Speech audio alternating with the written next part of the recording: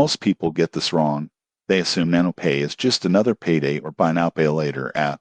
But the surprising truth in 2026 is that it combines early wage access, split payments, and budgeting tools all on one platform. When used responsibly, it can help cover short-term expenses without getting stuck in high-interest debt. Here's how NanoPay works. The app lets you access a portion of your earned wages before payday, often within hours. Eligible purchases can also be split into smaller installments over several weeks. NanoPay charges a flat, predictable fee per transaction or advance instead of traditional interest, so you always know your costs upfront. NanoPay also offers optional dashboards, repayment reminders, and alerts to help you track spending and plan cash flow. The downside? Overusing NanoPay can become expensive. Frequent advances or missed payments add up, and relying too heavily on the app may mask budgeting issues. Tips for responsible use. 1. Only borrow what you can repay on time. 2. Set reminders for all repayments. 3. Maintain a small emergency fund to reduce dependence on advances. Who should use NanoPay?